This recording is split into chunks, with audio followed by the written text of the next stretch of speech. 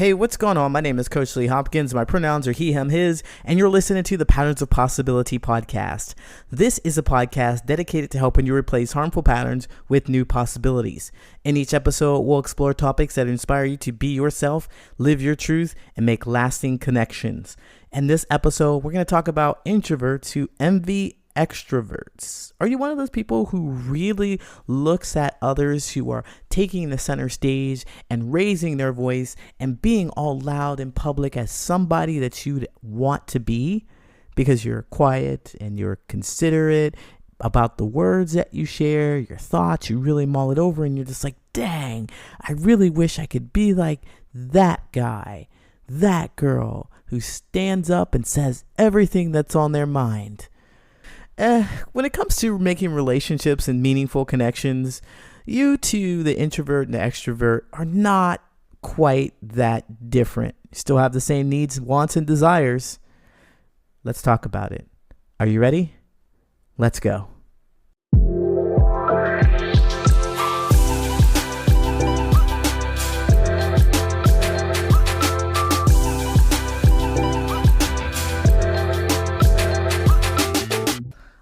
I was always afraid to say anything about anything. I think it was because I was certainly going to get laughed at. My ideas, my thoughts just didn't mesh well with people. I was certain that things that I had to say wasn't important. And then when I was coaxed into speaking about something, I would get laughed at, or judged, or criticized, or shamed. All those undesirable feelings, those undesirable experiences. And I slowly learned that it's really, really good. It's in my best interest to just keep those thoughts rolling around in my head and let them stay there. But of course, I firmly believe that they need to come out. Somehow they need to be expressed. Even as a young person, even as a kid, they have to be expressed. I think spiritually we are expressions of something, expressions of the universe, if you would take it to that level with me, but expressions of something. And we have those thoughts and we have those beliefs and ideas, and they're meant to be expressed in some way. If we're not using our mouth to say the things, we are writing them down, we're listening to music, we're expressing ourselves through clothing, the way we walk, the way we dress, the way we move in the world. We are an expression of something, right?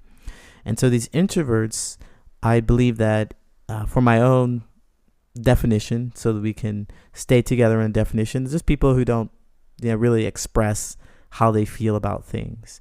And the point for me, it was like, I realized that expressing how I feel was troublesome, but there was a huge desire to express the feeling. Like I've always had the desire to express how I feel about my experiences, but I lacked the words to do so. And if I did it in a direct way by opening up my mouth, then I'd be in trouble. And I don't want that undesirable backlash. So just be quiet.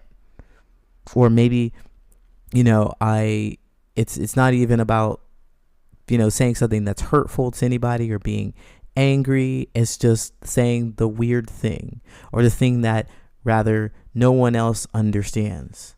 If you think about young Sheldon, I'm not saying I was young Sheldon, but it's a really great example of him and perhaps even you being a genius or thinking about something in a way that's different from the people around you and wanting to express it and being understood. And since people don't understand you, there's the backlash. Stop talking. Shh, be quiet. That's weird. Don't say these kind of things. And you're like, dang, well, nobody can understand me. So I'm just going to keep that inside. I'm going to keep it inside. And if you have enough experience where people are just not understanding you, you start to believe, like I did, start to believe that, well, nobody is going to understand you. And so don't open your mouth. If you want to connect with people, you've got to do what they do. You've got to be like them. You've got to figure out how they want to move in the space, and they want you to move in the space, and you do that. So you're quiet, you observe, and then you do, right? But it's unfulfilling because still that expression of you is not understood. And so you're like, dang, You look at those extroverts. Look at them opening their mouths, saying all kinds of things, having people hang off their very words. Every word. Everybody's excited to see Joe. Everybody's excited to see Mary and James and Shelly. Everybody's excited to hear what they have to say about the latest whatever. But not me.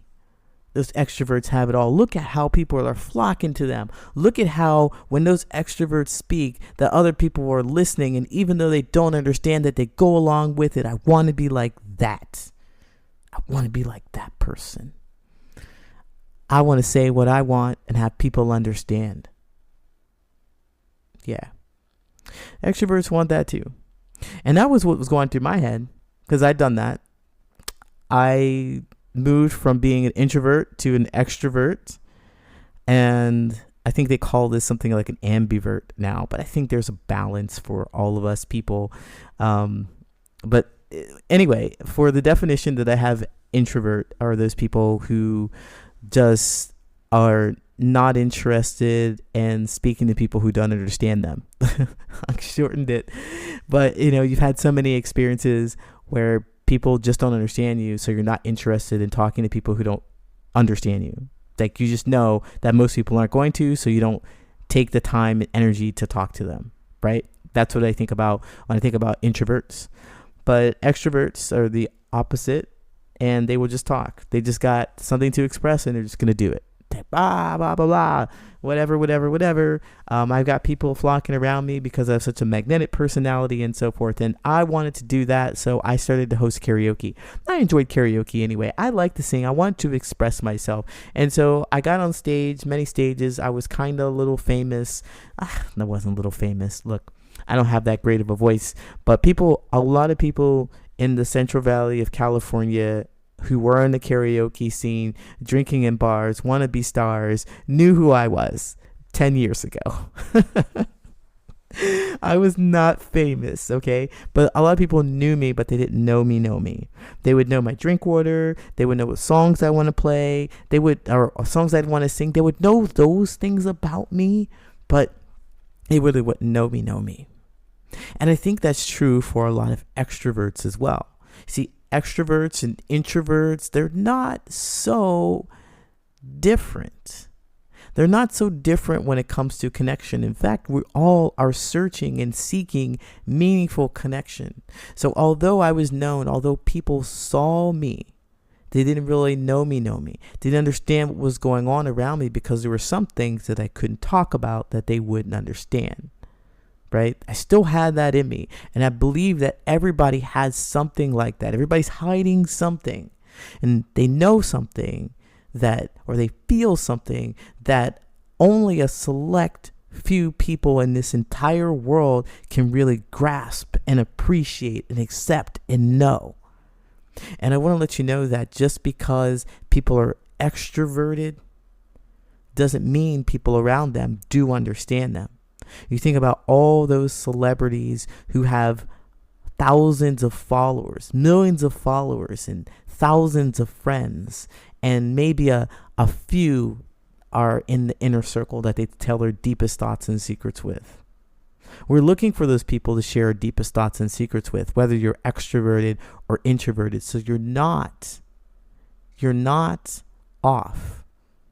Like switching. If you're an introvert and believing that an extrovert is going to make you everything, it's going to make you the connections that you want, that's just not true, because it wasn't true for me either. It is really about the quality of the conversations that you have with other people. It's the quality of the conversations. And what's really going to help you is discerning who is worthy of talking to or continuing on the conversation and who is not. There are some people that are going to understand you deeply and they're going to get you if you share the right stuff with them.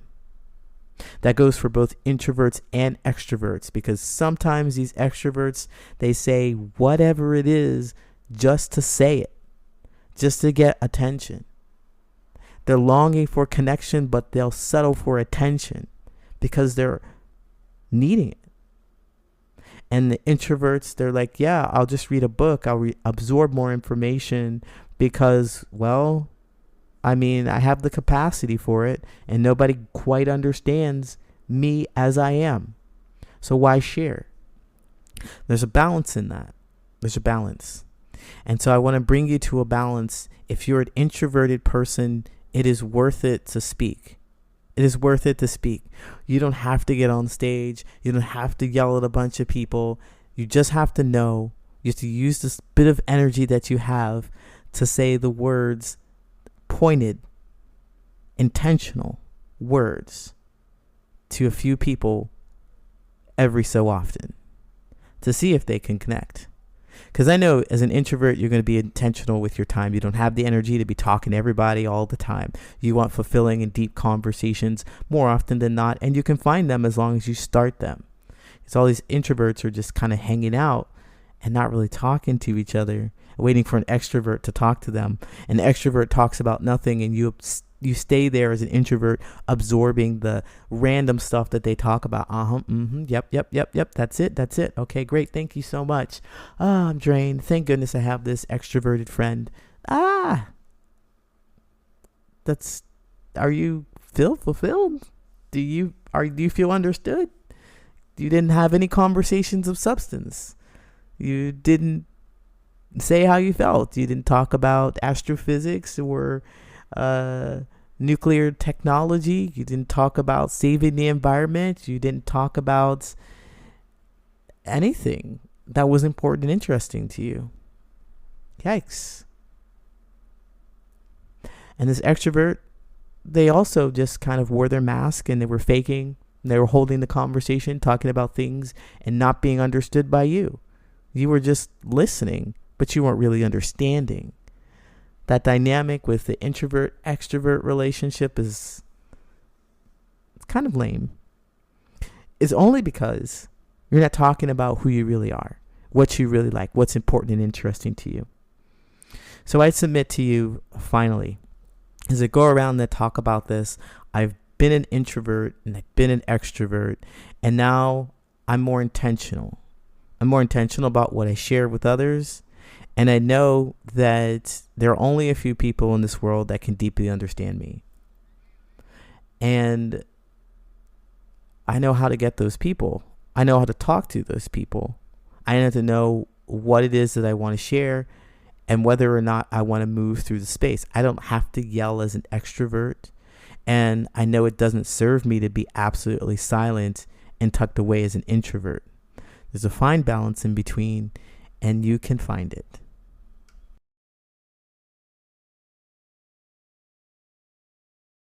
Hey, Patterns of Possibility fam. If you'd like a little more guidance and hands-on support, then I've got great news. You can hire me as your own personal coach. Go to patternsofpossibility.com/coaching to apply for individual or group coaching. In this 12-week program, I'm going to help you make the meaningful connections that you deserve. After this coaching program, I promise you'll be able to do 3 things. 1, you'll be able to clearly identify who belongs in your tribe and who doesn't. Say goodbye to those people who are wishy-washy, you're unsure of. No, you will know for certain whether or not they deserve to be in the same space with you. And second, you are going to know that your thoughts and feelings are valid and worth expressing.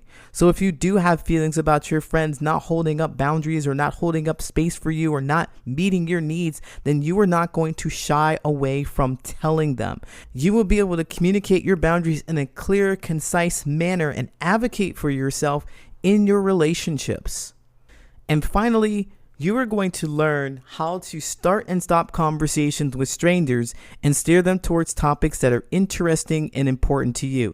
I don't know about you, but I don't have weeks, months, years to discover whether or not me and my new friend have compatible values. If you know what you're looking for, you can discover if you're compatible in just a few conversations. If all this sounds good to you and you're ready to make those meaningful connections, go to patternsofpossibility.com/coaching to find out more information. Again, go to patternsofpossibility.com/coaching to find out more information. I look forward to working with you. Now it's time for your listener letters. If you have burning questions about your friendships and your platonic relationships with your coworkers and so forth, let me know. Write me at patternsofpossibility@gmail.com, and I might just read your letter out loud. Should I dump my friend? I'm a 28-year-old female. My roommate and friend is a 30-year-old female. We've been living together for some years, and she's done a couple of things that have jeopardized my trust, including things regarding rent and stuff with my past relationships. But I mainly want to talk about the latter, the past relationship stuff. One time, I invited a friends with benefits over, and before he got there, she jokingly insinuated that I would be intimidated by her while she was in her lingerie. She also felt the need to talk about her OnlyFans page in front of him after we had started seeing each other exclusively. One time, she got the number of the guy I was talking to at a bar and started talking to him. When I got into an actual relationship with someone else, she once mentioned the pair of panties that she owned, and then in the middle of the story about her own BF, she made a provocative motion in front of him. It wasn't super overt. She kind of slightly took her butt in his direction with her shorts on. I brought this stuff up to her, and she apologized and stopped. Well, that was about, a year and a half to 2 years ago. But the other day, I noticed her looking at my boyfriend, looking him up and down from the back. She also had a pair of shorts on that basically rode up her butt. She wears them around the house, around with me too, when we're alone, but I just thought it was an interesting choice to keep them on with my boyfriend here. She's also had quite a bit of history with cheating. Now, I'm not going to say she's cheated on all her boyfriends, but she certainly cheated on the last one, who was long distance, and I didn't know very well at all. I tried to give her my genuine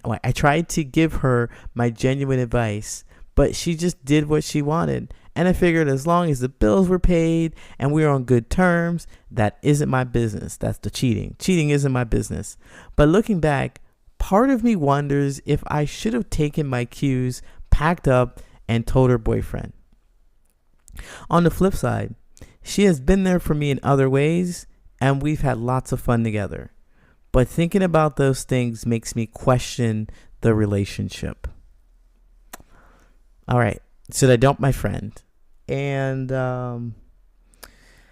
well, I would say that birds of a feather flock together.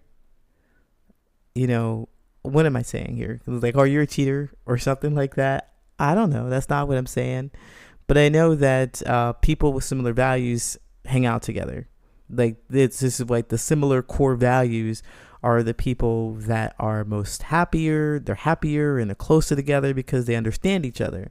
And there's nothing to dismiss. There's nothing to hide. You can be open. You can be honest about these things. So if you were a person who wanted to cheat and you talk to your friend about it, like, oh, you would scheme and you would come up with ways to talk to each other, and that would be your relationship. And there wouldn't be any conflict. There wouldn't be any thought about how, oh, I shouldn't do this, or what should I do, or there wouldn't be any conflict because you have a strong value to that. And the other way around, and the other thing, well, if you believe strongly in not cheating, if you believed in fidelity, if you believed in keeping your relationships intact in that way, then you wouldn't have a problem either. You wouldn't have this problem where she's showing a little bit more of herself to your partners, and she's doing these things that make you question, because you're like, I wouldn't do that stuff. That's not me. I wouldn't get her boyfriend's number, or some guy that she was trying to talk to. I wouldn't get his number and try to talk to him. That's not my style. Those aren't your values.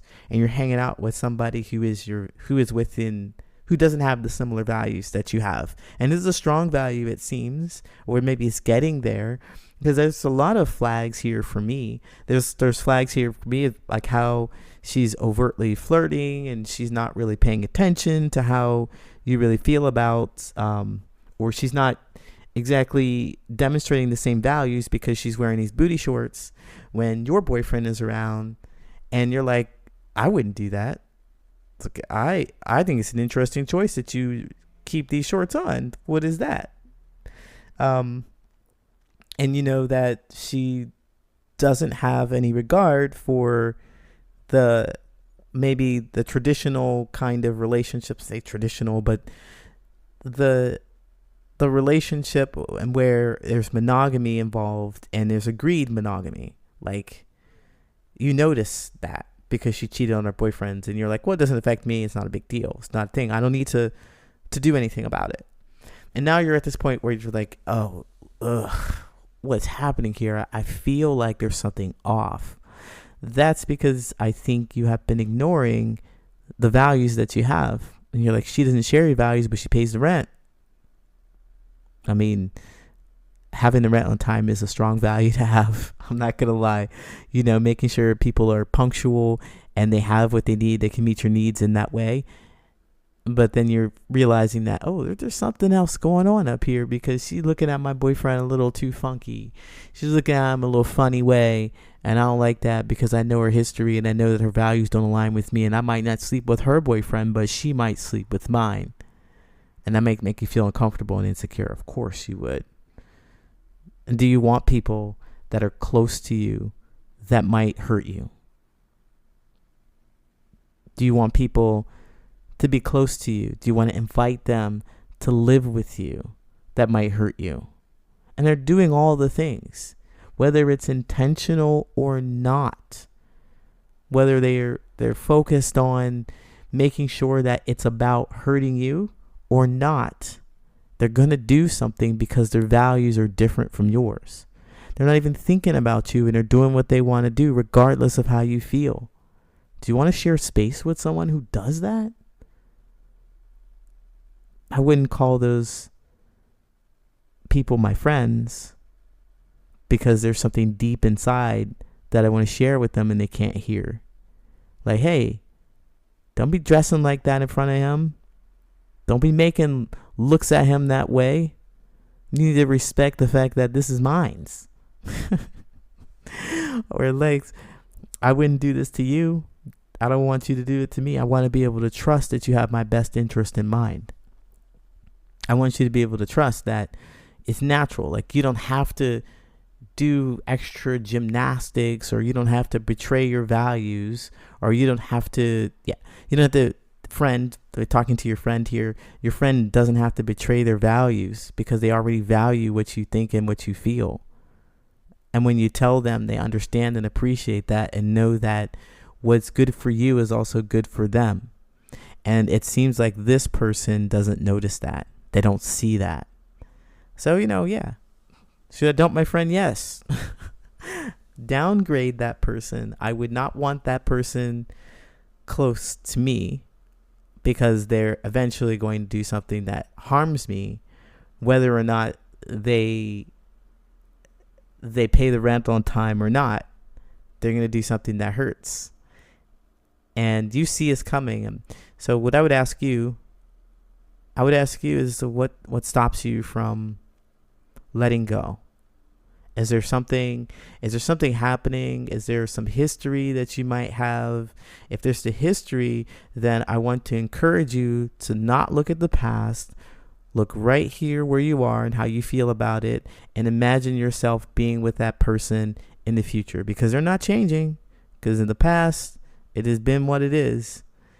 Right now, we're at this point after a couple of years. We're at this point and there's more insecurity and more fear. Imagine what it's going to look like in 2 years. Imagine what it's going to look like, and you'd be like, you're pregnant by my boyfriend. I should have seen this coming. I should have got you out of my life. You can avoid all of that. You can avoid all of that. If there's a fear in letting go, there must be a fear in you trusting yourself. You see the signs. You see them.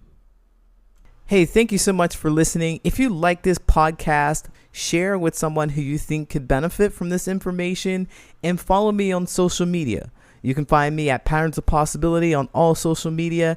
And I go live on Mondays, Wednesdays, and Saturdays at 9 a.m. Central Standard Time. You can catch me and learn more about these social connections and interact with other people who are looking for the meaningful connections, who share the same kind of stories, and be in community.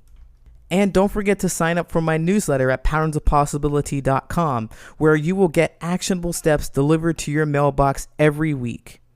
Thanks again for listening. Until next time, take care.